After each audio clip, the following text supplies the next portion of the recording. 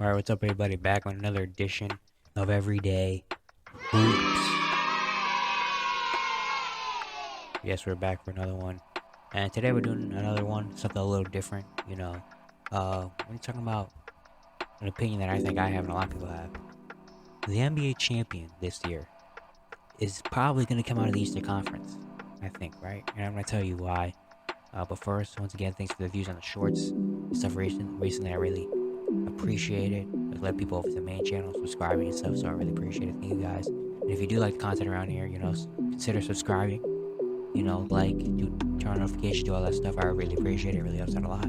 Let's not waste any more of your time. Let's get right into it. Oh, and also, by the way, college videos coming out tomorrow. The next day tomorrow, doing a video explaining all the college championship winners. And then Tuesday, I'm filling out my March Madness bracket. So if you like college basketball or don't know much about it, but just want to learn more about it, come over tomorrow or the next day. We're doing that, all right? Let's not waste any more of your time. Now, let's get right into it. So, when we're thinking about the NBA, what's been happening this season, look at the contenders and look at the best teams. The Eastern Conference has been amazing. I mean, you got the Milwaukee Bucks, you got Giannis and them clicking together at the right time. Giannis is playing like another MVP candidate. Jrue Holiday's been named to the All-Star team. Brook Lopez is in Defensive Player of the Year conversations. Bobby Portis has been really well. Got guys like Grayson Allen, Pat Connaughton. They picked up Jay Crowder, Javon Carter, all these guys that are sharpshooter Joe Ingles. Chris Middleton has even been 100% Chris Middleton this season. He's missed so much time. Yet the Bucks still have the best record in the NBA. And they're a team that's already been through it before. They know how to win. Giannis, they know they're hungry. They want to win another one. They want it to physical. They want to get back to it. They were really disappointed after last year's loss in Game 7 to Boston. If they win that series, they probably make it to the NBA Finals again and have a really good chance of beating the Warriors. The Bucks are hungry. They want another one. They know they have the team to do it, and they've been on fire. Then you look at the Boston Celtics. Made the Finals run last year, came back even better this year. They were the best team in the league for a while until the Bucks jumped them. But Jason Tatum was playing like an MVP candidate. Jaylen Brown is probably the best second option in the NBA. Got guys like Al Horford, Marcus Smart, Derek White, and Malcolm Brogdon. Two guards off the bench are huge. Robert Williams, Grant Williams. Sam Hauser's become an actual NBA player. They're super deep. They have a lot of shooters. They have the stars and Tatum and Brown to make it back to the finals, and they're expected to make it back to the finals and are the favorites to win an NBA championship. But then you also look at the Philadelphia 76ers. They're a team that might not be on the Bucks and Celtics level, but they're right there as well. Joel Embiid is going to be in the MVP conversation, probably top 3 again, top 2 in the MVP conversations again. James Harden looks the best he's been since being in Houston. Leading the league in assists. He's been great. Tyrese Maxey's got some minutes off the bench. Now he's back in the starting lineup, and he has been solid. Tobias Harris has become a really good role player. They got PG Tucker to do the dirty work. You got some help from the bench, guys like George Niang and Shake Milton and Jalen McDaniels, who they picked up. They've been very solid. Those 3 teams in the East are amazing. And you even look at the Cleveland Cavaliers. Of course, again, they're not on any of those 3 teams' level. Such as Cavs fan, we don't have any role players. But Donovan Mitchell has been a superstar. Darius Garland is still going to be an all-star level player. Evan Mobley has developed a lot better. And Jared Allen is still very solid. If we can get just any help from any other role player, like Isaiah Okoro, who's been very solid, if we can get just anything from anybody, Karis LeVert, Ricky Rubio, Jetty Osman, Darren Dean, if we can just get anything, like 1 or 2 threes from them, they're the best defense in the league, and they have a shot to upset a team like the Bucks or the Celtics. They've beat the Celtics 3 out of 4 times this season. They beat the Bucks multiple times this year as well. They're going to play Philly again pretty soon. They have the talent, they have the defense, and they have the top 4 superstar talent to upset anybody. It's just they're not as deep as the other 3 teams, and they're the young. They have the least amount of experience out of these teams. Like 4 of their 5 starters, or 3 of their 5 starters, haven't even been touched the playoffs before. Jared Allen and Donovan Mitchell are the only players on their team that are in the starting lineup that have touched the playoffs before. You look at even the Knicks are a sleeper team that probably aren't going to make it far, but they have, again, kind of like this, kind of similar to the Cavs. They have the superstar. They have Julius Randle's playing like a superstar. Jalen Brunson is an all-star. Josh Hart has been perfect. They have the depth. That's the thing. They have the opposite of the Cavs. They don't have as much star power as the Cavs, but they have a lot more depth. They got the Quinn Grimes can pop up and hit 4 or 5 threes in a game. Mitchell Robinson is a demon on the offensive rebounds and is a good shot blocker. Josh Hart is the perfect player for the playoffs in the role as a role player. Amir quickly looks like he's in 6 Man of the Year conversations. Obi Toppin can give you 8 to 10 points. I say Tyron Stein is a really good backup big. Like, they have the depth that the Cavs don't have, and they also have good coaching. They're a solid defense. Their offense has been a lot better. Like, they have that. You're just looking at the Eastern Conference. It's a gauntlet. Whoever makes it out of the East is gonna have to go through a gauntlet, which is why I think the NBA champion is coming out of the East this year. The West is very good as well. Teams like the Nuggets, the Suns and Clippers and Warriors, they're all middle of the pack, but they still will probably have a good chance. But just the Eastern Conference, like every round, they're gonna have to go through the West as well. The West probably more than the East. The West probably has more bottom talent. Like, they have the Mavs and the Lakers at 8 and 9. They could upset or take some games off a top seed. The East doesn't have that as much, but the East has more heavy hitters. The West probably has more up and down 1 through 8. Like, looking at every team, talented, but the East has more top heavy hitters. The Bucks, the Celtics, the Sixers. The West doesn't have as many heavy hitters. Like, the Suns are probably the favorite out of the Western Conference, but now Kevin Durant's injured, and he probably won't be back to the playoffs, which is the perfect time to come back. But yeah, they're probably the favorites. But yeah, the Clippers, they've been putting it together a little bit recently, but it's still the Clippers. They just have a curse put on them for some reason. They're probably most likely gonna find a way to lose somehow. The Warriors can't win a game on the road anymore, and they turn the ball over a lot. And Andrew Wiggins, we don't know what's happening with him. Hopefully he's okay. Who's that big piece of their team? The Warriors still are the champions from last year, so you still have to respect them. And they can still come out and beat a Kings or a Grizzly team. But, I mean, they don't have the same feel as they did last year. Nuggets are the top seed in the West. They're still flawed. Nikola Jokic is probably going to win a third MVP. Jamal Murray and Michael Porter Jr. have their moments. They got guys like KCP. Aaron Gordon has been like an all-star level player this year. They got KCP and Jeff Greens and those type of players. And Bruce Brown is the ultimate role player. But they still have flaws. They're still defensively not a good team, especially in the paint. The Spurs lit them up in the paint last game. The Spurs are trying to lose games. And the Spurs have more losses than the Nuggets have wins on the season.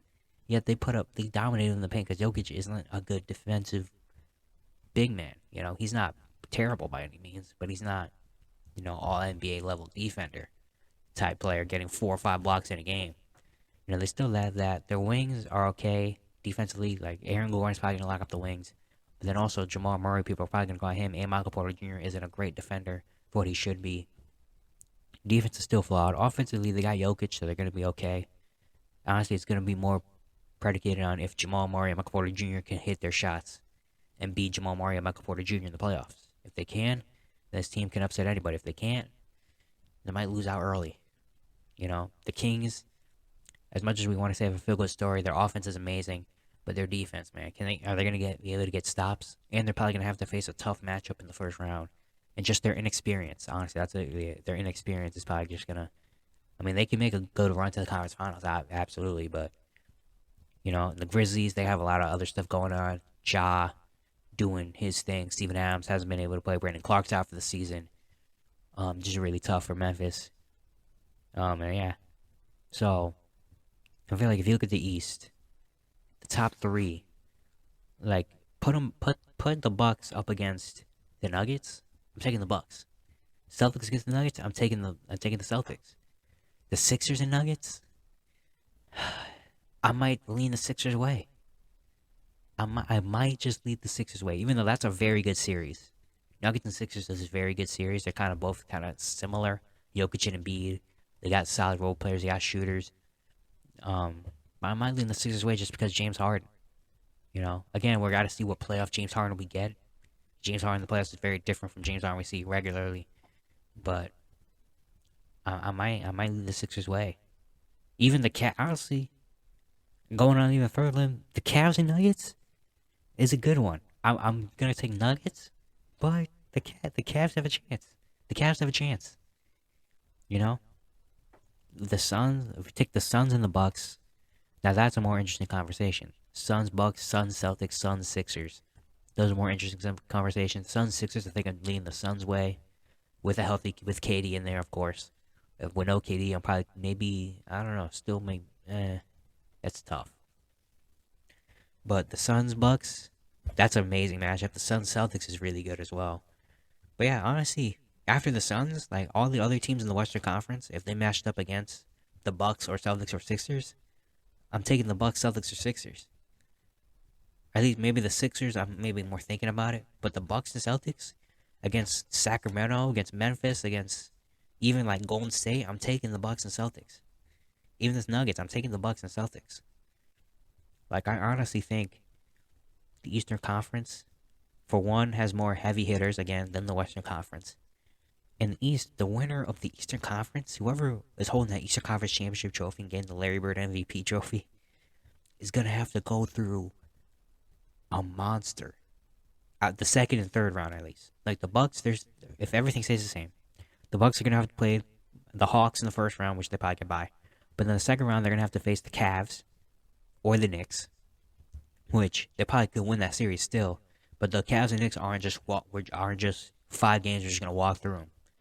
You know, it might be 5, but like Cavs are gonna put it on them defensively 5, because they have Evan Mobley and Jared Allen and Isaac Okoro. They have guys that can guarding Giannis in a sense of putting a body on Giannis. You can't really guard Giannis anymore, especially with one. Like he said, we got to build the wall.